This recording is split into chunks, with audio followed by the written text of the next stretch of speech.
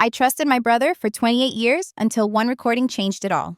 At 6:37 that morning, my brother accidentally told me who he really was. I was brushing my teeth when a notification buzzed voice memo from Marcus.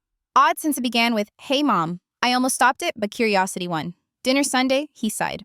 "Natalie's making lasagna. Also, we need to talk about Jasper. He's been in the guest house over a year. He's a freeloader. Mediocre. Dad would be disappointed."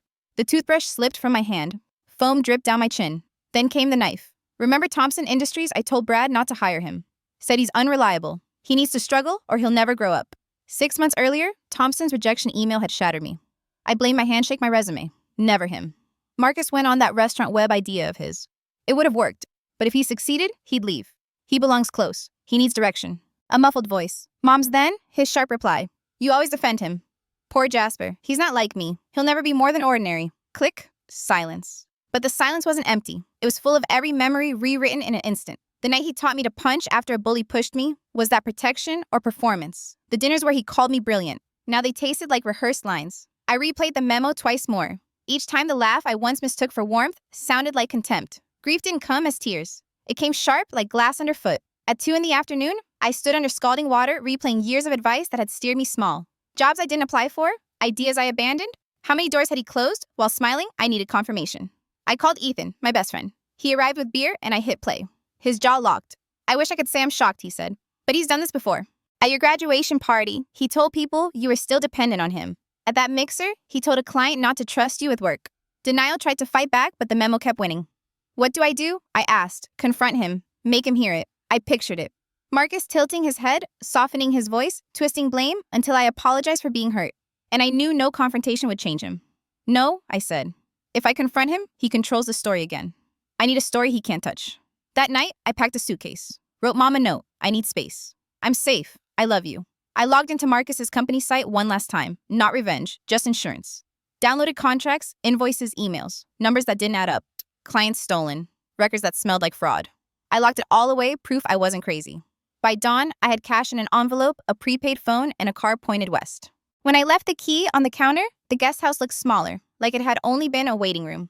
On the highway, Marcus's calls filled the glove box where my phone lay buzzing. At a rest stop, I listened once. "Hey, Jasp, stop by the guest house. Call me." The voice was warm, familiar, the voice that called me mediocre. I ended the message, turned the key, and drove on. Ask yourself this. What would you do if the person you trusted most turned out to be the one keeping you small? I didn't know the answer, but I knew the direction. To understand why that memo broke me, you have to understand the man I thought Marcus was. 3 years older, taller, louder, brighter. He was the sun, and I was a planet quietly orbiting him. When neighborhood kids shoved me into puddles, he sent them running. When Dad's cancer hollowed our house into a hospice ward, Marcus wrapped an arm around Mom and whispered, "I'll take care of everything." At 16, I believed him. After Dad's funeral, Marcus dropped out of Boston University to come home. He took a job at a marketing firm, paid bills, and wore responsibility like armor. I admired him so fiercely that even his size sounded noble. When I got into state with a partial scholarship, Marcus slid his credit card across the table.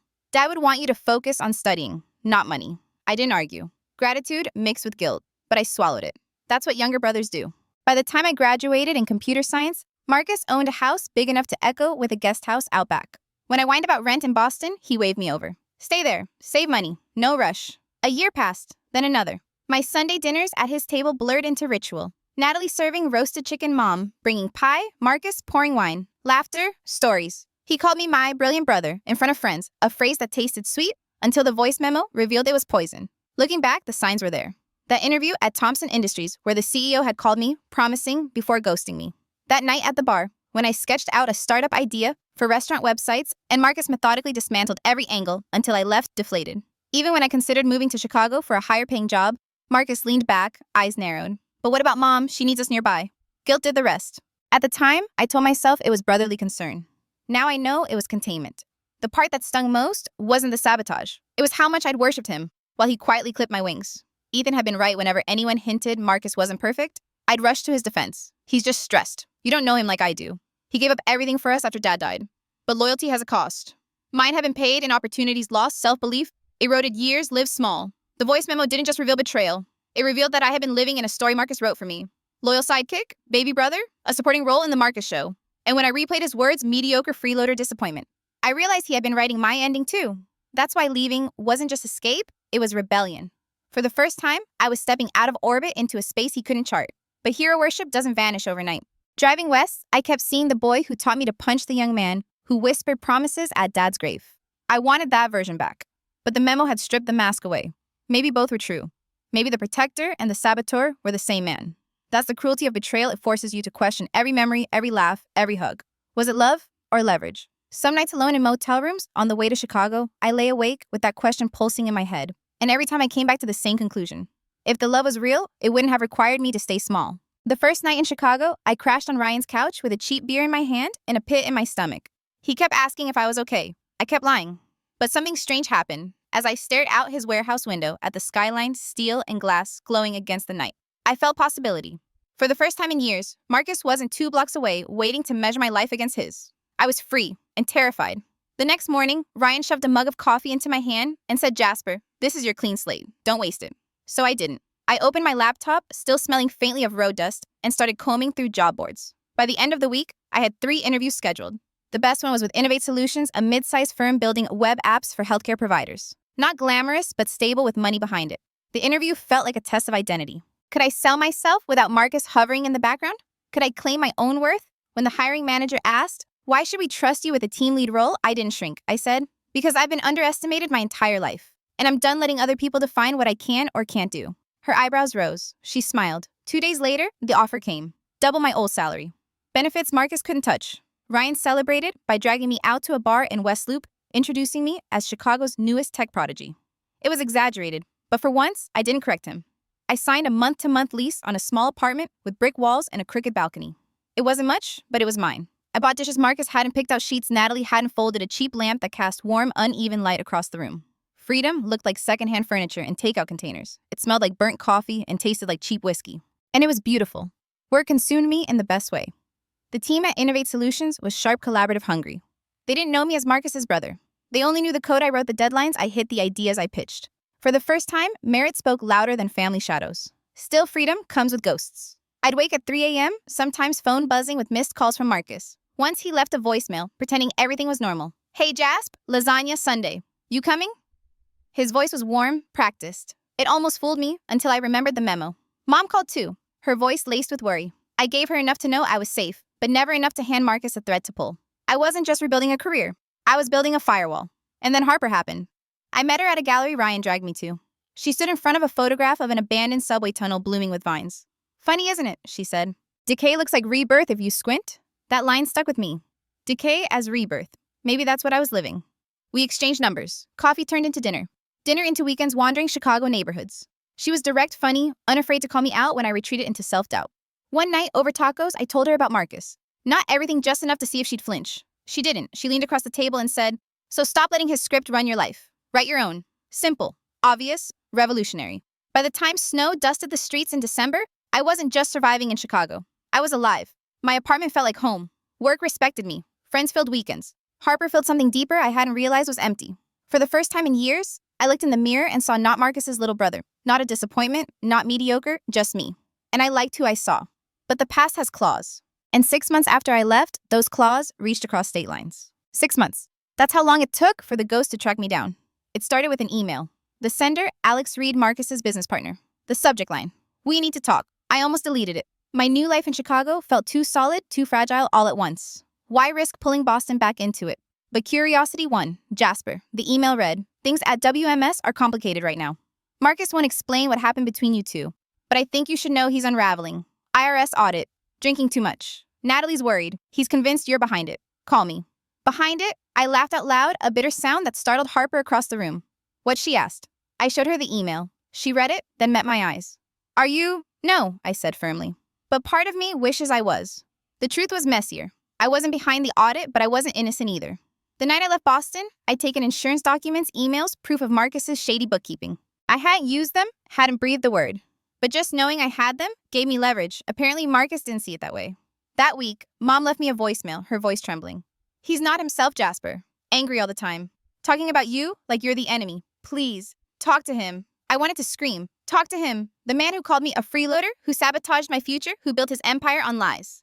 But then Harper said something that burrowed under my skin. "Maybe this isn't about saving him. Maybe it's about closing the loop for you." So I booked a flight to Boston. The city looked smaller. When I landed, the streets more claustrophobic. Marcus suggested a coffee shop downtown Neutral Ground. He walked in 10 minutes late. For the first time, he looked mortal. Dark circles under his eyes, hair, unkempt suit, rumpled. He scanned the cafe, spotted me, and forced a smile. "Jasper," he said, sliding into the chair across from me. "You look good." "Better than you," I replied before I could stop myself. He winced, but didn't deny it. I leaned forward. "You want to know what happened? Check your voice memos from April 12th. His brow furrowed, then realization hit. His face drained of color. "You heard that," he whispered. Every word. Silence stretched between us, thick and heavy. Finally, he said, "I didn't mean..." "Stop." My voice was sharper than I expected. "Don't insult me with lies. Not anymore." Something cracked in his posture. The confident older brother was gone. All that remained was a man cornered by his own choices. "I know about WMS," I continued. "The books, Jefferson Media, the audit, all of it." He froze. "How doesn't matter. What matters is what you do now. You can come clean, fix what you can admit what you've done, or I take everything I know to the IRS and Apex Marketing. Your choice." His eyes searched mine, desperate, calculating, then defeated. "You wouldn't." I held his gaze. "The brother you thought you knew wouldn't. But he's gone. You killed him." For the first time in my life, Marcus had nothing to say. That night, we stood on Mom's porch together. She opened the door, saw me, and burst into tears. Marcus tried to start, but I cut him off. "No. You tell her everything. The memo, the sabotage, the lies, all of it." And for once he did. He confessed while Mom's face shifted from confusion to heartbreak to fury. When he finished, she turned to me. "Is this why you left?" I nodded. She took my hands, eyes shining. "You should have told me." "I couldn't," I whispered. "Not then." That night, something shifted. Not healed, not yet, but shifted. As I left her house, Marcus caught my arm. His voice was low, raw. "I'll do it. I'll fix the business. I'll tell the truth. Just give me time." I studied him, searching for the brother I used to love. Maybe he was still in there. Maybe not. "1 week," I said. "Prove it." Then I walked away, the cold Boston air sharp in my lungs, knowing this wasn't the end. It was just the beginning of a reckoning.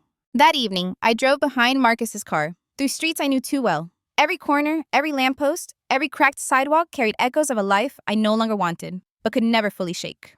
Mom's house stood exactly as I remembered. The same weathered shutters, the flower bed she stubbornly maintained, despite her aching knees, the faint glow of the kitchen window. It should have been comforting. Instead, my stomach knotted like I was walking into an ambush. Marcus rang the bell. I stood a few feet behind him, my chest tight. When Mom opened the door and saw me, she gasped, covering her mouth with trembling hands. Tears welled instantly. "Jasper," she whispered. She pulled me into her arms before I could protest, clutching me like I was 16 again.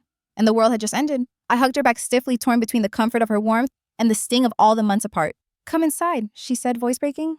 The living room smelled of cinnamon candles and old wood. I sat on the edge of the couch while Marcus stood near the window, looking smaller than I'd ever seen him. Mom's eyes flicked between us. "What's going on? You're both acting strange." Marcus exhaled, rubbed his temples, then finally spoke. "Mom, there's something you need to know. About me. About Jasper." Her expression hardened. "Go on." And then miraculously, he told the truth. He told her about the voice memo. The words he used? Freeloader, disappointment, mediocre. He admitted to sabotaging my job interviews, to discouraging my ideas. Not because they were bad, but because he wanted me dependent on him. He confessed his resentment, his control, the lies he'd built our relationship on. Mom's face crumpled as she listened, hands twisting the hem of her sweater. At one point, she whispered, "Oh my God, Marcus and I almost pitied him. Almost." When he finished, the room was suffocating with silence. Finally, she turned to me. "Is this why you left?" I nodded. I couldn't breathe anymore. I had to find out who I was without him pulling the strings. Her voice shook. "And have you?" "Yes," I said simply. "I'm working. I'm living in Chicago. I'm finally myself." Her eyes filled again. "You should have told me, Jasper. You should have trusted me with the truth." "I couldn't," I whispered. "Not then. I didn't know if you believed me. You've always defended him." Her face went pale. "Is that how you saw it?" Marcus shifted uncomfortably, but for once he didn't jump in. "Yes," I said quietly. "Every time he cut me down, you told me to be patient, to understand, to forgive." I felt invisible. She covered her face with her hands, shaking her head.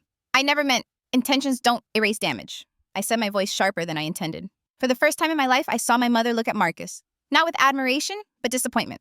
"I raised you better than this," she said firmly. "Your father would be ashamed." Marcus flinched like she'd slapped him. Tears blurred my vision, but I forced myself to hold steady. "I'm not here to destroy him. I just need the truth to finally exist between us. No more pretending." Marcus's voice cracked. "I was wrong, Mom, about everything. I twisted my promise to Dad into control. I thought keeping Jasper close meant protecting him, but I was only protecting my own ego. I see it now. I wanted to believe him. I really did. But belief is dangerous. Belief is how I ended up in his shadow for nearly 3 decades. Mom sat heavily in her chair, silent for a long time. Then she said softly, "I've lost too much already. I can't lose either of you. But I won't tolerate lies anymore. If this family is to survive, it has to be built on truth." Her words hung between us, fragile as glass. When I left that night, the air outside was icy.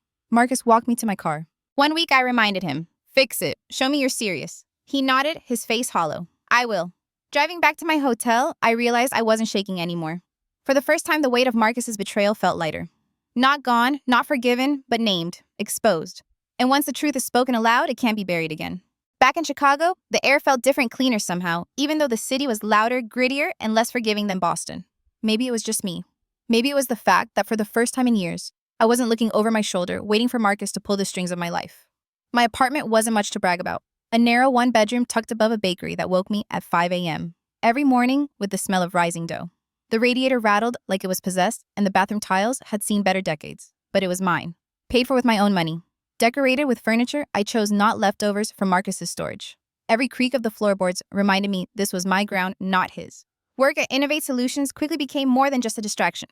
My new team valued me for what I brought to the table. They didn't see Marcus's younger brother. They saw Jasper, the developer who solved problems no one else wanted to touch. Each line of code I wrote felt like stitching a wound closed. The first time my manager praised me during a team call. Great job, Jasper. You saved us a week's worth of headaches. I muted my mic, leaned back in my chair, and let the words wash over me. Simple recognition, but it was something Marcus never allowed me to feel without strings attached. Outside of work, I forced myself to say yes to things I used to avoid. Ryan dragged me to trivia nights at dive bars. I joined a local running club even though my lungs screamed in the winter air. I started taking photographs of the city-gritty alleys, neon reflections on wet asphalt pigeons perched like kings on rusted fire escapes. Each click of the shutter was a reminder I was building a life no one else could claim. And then there was Harper. We met at that gallery opening Ryan had insisted I attend. She was standing in front of a black and white photo of an abandoned subway tunnel overtaken by vines. Her comment, "Isn't it wild how nature always finds a way back?" sparked a conversation that outlasted the cheap wine and outshone the art itself. Harper was nothing like Marcus's circle of polished, performance-driven friends. She was a graphic designer who wore scuffed sneakers to client meetings, because in her words, if they don't like my shoes, they won't like my ideas either. She laughed loudly, thought deeply, and had a way of making silence comfortable instead of suffocating. On our third date, over steaming bowls of ramen in a tiny shop that smelled of soy and ginger, I told her pieces of the truth. Not everything, not yet, but enough for her to understand why family was a wound I kept bandaged. She didn't press. She just listened. Chopsticks paused midair, her eyes holding mine like she was saying, "I see you. I'm not going anywhere." It terrified me, and it saved me. Still, there were nights when Marcus's voice echoed in my head. Mediocre, freeloader, disappointment. Old ghosts don't vanish just because you move zip codes. But each time I heard him in my mind, I fought back with evidence of the life I was creating. Projects completed, friendships formed, Harper's hand in mine. Proof that I was not who he said I was. By spring, the city felt less like an escape and more like home. I'd signed a lease for another year. My side project building websites for small restaurants was taking off in ways Marcus had once told me it never would. 5 clients turned into 10, then 20. Each new contract felt like reclaiming a piece of myself he had tried to bury. But peace never lasts forever.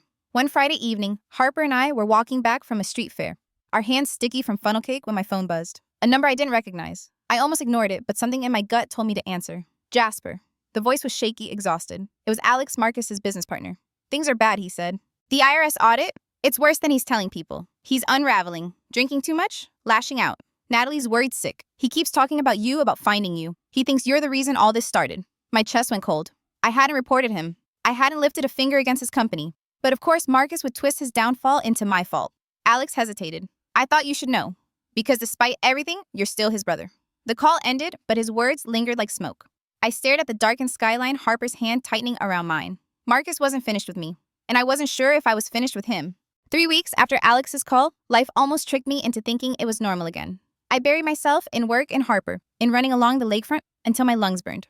I told myself Marcus's spiral wasn't my problem anymore. I'd made my choice. Chicago was my home. Then the email arrived.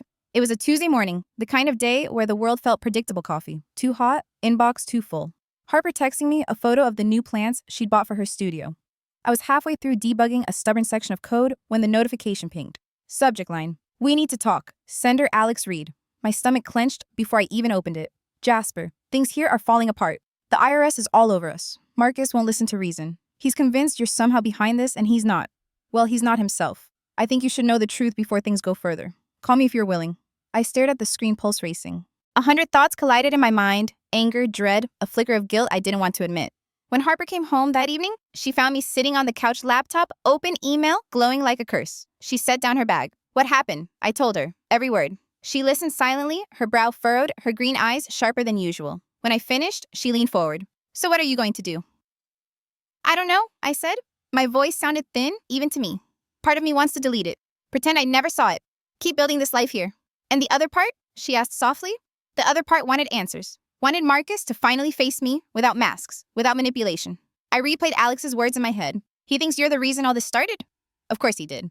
Marcus had spent years twisting narratives until he was the hero, the protector, the victim, never the villain. Why should this be any different? That night, I couldn't sleep. I lay awake, listening to Harper's steady breathing beside me, watching headlights sweep across the ceiling through the blinds. My mind kept looping. The same question: was I strong enough to face him now? By morning, the decision was made. I called Alex. He answered on the first ring, relief flooding his voice. Thank God. Jasper, he's getting worse. He's hiding things, talking about fighting the audit, moving money. If he doesn't stop, he's going to take the whole company down with him. What do you want from me, Alex? I asked. I don't know. Maybe you're the only one who can get through to him. The words hit like a weight. The irony was cruel. The brother who had spent years crushing me might now need me to save him. When I hung up, Harper was watching me from the kitchen doorway. You're going back, aren't you? I nodded slowly. Not for him, for me. I need to close this, on my terms. She crossed the room, took my hands in hers. Then don't go back as the little brother. Go back as the man who built a life without him. Make him see it. Her faith steadied me more than I could admit. That evening, I booked a flight to Boston. As the confirmation email landed in my inbox, I felt a strange calm settle over me. Not peace, not yet, but resolve. For months, I'd run from Marcus's shadow. Now it was time to face it head on. The flight to Boston felt like stepping backward through time. As the plane descended, the skyline came into view. Brick row houses, glass towers, the Charles winding like an old scar through the city. My chest tightened. This place had once been everything. Now it felt like a stage I'd outgrown. I chose the meeting spot carefully, a downtown coffee shop, public enough to keep tempers in check, private enough for the truth. I arrived early, took a corner table, ordered a black coffee I barely touched. My hands were steady, but inside I was a storm. When Marcus walked in, I almost didn't recognize him. The man who used to stride into every room like he owned it now looked smaller. His shirt was wrinkled, his eyes ringed with exhaustion. He scanned the cafe, spotted me, and froze for half a beat before forcing a smile. Jasper, he said, sliding into the seat across from me. You look good, thanks. I let the word hang. How are you? He gave a bitter laugh. How am I? You vanished for months and that's your question. I leaned forward. Marcus. I know about the voice memo. The one to Mom. I heard everything. Color drained from his face. His mouth opened, then closed. Jasper, that wasn't. Don't I cut him off, my voice sharper than I expected. Don't insult me with excuses. You called me a disappointment, a freeloader, mediocre. And worse, you sabotaged me. Jobs, ideas, chances to stand on my own. You admit it in your own words. For once, Marcus had no script. He stared at the table, jaw clenched. I didn't come here for an apology, I continued. I came because the truth needs air. And because I know what you've been doing at Wilson Media Solutions. His head jerked up. What are you talking about? The creative bookkeeping? The Jefferson Media contract you stole from Apex? The tax games that brought the IRS down on you? I know. His lips parted, but no words came. Just silence, heavy and raw. I'm not here to destroy you, I said quietly. I'm here to give you a choice. Make things right or face the consequences. Marcus's eyes narrowed. Are you blackmailing me? I almost laughed. No, I'm giving you something you never gave me a chance. He slumped back in his chair, running a hand over his face. You've changed. I had to. For a long moment, the only sound was the hiss of the espresso machine behind the counter. Finally, Marcus spoke, his voice low. I twisted everything. After Dad died, I promised I'd take care of you. I thought that meant keeping you close, keeping you dependent. I convinced myself it was protection, but it was control. I see that now. It wasn't an apology, but it was the closest he'd ever come to honesty. Then prove it, I said. Start with Mom. Tell her the truth tonight. And clean up your mess at the company. You have 1 week. Marcus looked at me like a drowning man glimpsing the shore. All right, he whispered. 1 week. When I walked out of that cafe, I didn't feel victory. I didn't feel triumph. I felt free. For the first time, Marcus had seen me, not as a shadow, not as a burden, but as an equal. And maybe, just maybe, as the brother who refused to be broken. That evening, I drove behind Marcus through streets I'd known since childhood. Every landmark, the old library, the cracked basketball court, the corner store that still smelled of dust and sugar, felt like fragments of a life I no longer claimed. Mom's house looked unchanged, though time had carved new lines into the siding and left the shutters faded. The porch light was on, spilling a yellow glow across the steps. I felt like I was walking into a courtroom. Inside, the familiar cinnamon and wood smell hit me. For a moment, I wanted to melt into it, to let it trick me into believing nothing had happened. But Marcus's tense shoulders in front of me reminded me why I was here. Mom came bustling in from the kitchen, wiping her hands on a towel. When her eyes landed on me, she froze. Then her face crumpled. Jasper, she whispered, tears already forming. She pulled me into a hug before I could resist. I hugged her back stiffly, my chest tight with a mix of comfort and resentment. We sat in the living room, Marcus perched on the edge of a chair, me on the couch, Mom between us like a referee. All right, she said finally, her voice trembling. What's going on? Marcus exhaled. His hands shook as he rubbed them together. Mom, I've done things I need to confess. To you, to Jasper. Her brow furrowed, but she stayed quiet. He started with the voice memo. The words spilled out harsh, even in repetition, freeloader, disappointment, mediocre. Each one made Mom flinch as if she'd been struck. Then he admitted the sabotage. The job referrals, he blocked the business idea, he discouraged the guilt trips he'd weaponized to keep me close. I told myself it was protection, he said, voice breaking. But it was control. I was scared of losing him. Scared of failing Dad's promise. Mom's hands were trembling in her lap. She looked from Marcus to me, her face pale. Jasper, is this why you left? I nodded. I couldn't breathe anymore. I had to find out who I was without him deciding it for me. Her eyes filled with tears. And you couldn't tell me you've always defended him, I said quietly, even when he hurt me. I didn't think you'd believe me. Marcus winced. Mom's face hardened, and for the first time, I saw disappointment etched into her features. I thought I was being fair, she whispered. But fairness without truth is just blindness. Silence stretched until she turned to Marcus. You nearly destroyed your brother. And for what ego control? Marcus bowed his head. I know, and I'm sorry. Truly, I didn't speak. Sorry was a flimsy bandage for years of wounds. Mom's voice was steady now, steel beneath the sorrow. If this family has any chance left, it has to be built on honesty. No more secrets. No more pretending. The weight of her words settled heavy in the room. For once, Marcus didn't argue. He just nodded, his face hollow. When I left that night, the air outside felt cold, but clear. Marcus had finally spoken the truth, not because he wanted to, but because he had no choice. And yet hearing it aloud loosened something inside me. The lies were over. The masks were off. And once the truth exists in the open, it can't be buried again. The morning after Marcus's confession, I woke in my hotel room with sunlight bleeding through the curtains. For the first time in months, my chest didn't feel like it was collapsing in on itself. The truth was out. Not solved, not healed, but out in the open where it belonged. I poured coffee from the hotel carafe and stood by the window, watching Boston's skyline glitter in the early light. This city had shaped me, but it no longer defined me. My life wasn't here anymore. My future was in Chicago, with Harper, with my work, with the freedom I'd carved out for myself. Later that day, I met Mom for lunch at a small diner downtown. She looked tired, but determined, her hands wrapped around a mug of tea.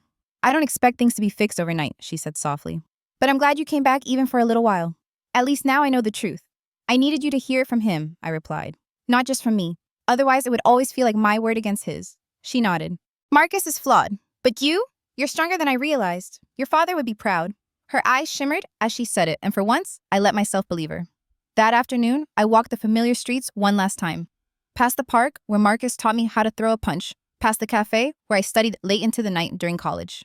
Each place carried memories, but they felt lighter now, less suffocating. I wasn't running away anymore. I was leaving by choice. When I boarded the plane back to Chicago, I felt no urge to look back at the skyline disappearing behind me. The past was there, scarred and imperfect, but it no longer chained me. Harper was waiting at the airport. As soon as I saw her, relief washed over me. She hugged me tightly, whispering, "Welcome home." And that's exactly how it felt. In the months that followed, my life began to blossom in ways I'd once thought impossible. Work at Innovate Solutions challenged me in the best ways. My side project, those restaurant websites Marcus had once mocked, took off, gaining real clients who believed in my vision. Harper and I found a bigger apartment with a balcony overlooking the city lights, a place that felt like it belonged to us, not a shadow of someone else's house.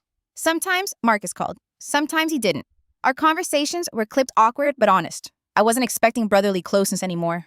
What I needed from him now was accountability, not affection. And strangely, he seemed to understand that. Mom and I spoke more often, though carefully. We were rebuilding something fragile, thread by thread. And me, I was finally breathing. One night, sitting on the balcony with Harper, I thought about that voice memo. The cruel words that once crushed me now felt distant, almost irrelevant. Mediocre, disappointment, freeloader. Those words had haunted me, but they'd also pushed me out of his orbit. Without them, maybe I never would have left. Maybe I never would have found the courage to define my own worth. Sometimes, betrayal isn't just an ending. Sometimes it's the brutal shove you need to start again. And for me, it was the beginning of everything. Thank you for watching and supporting these full story dramas. Your engagement keeps this channel alive.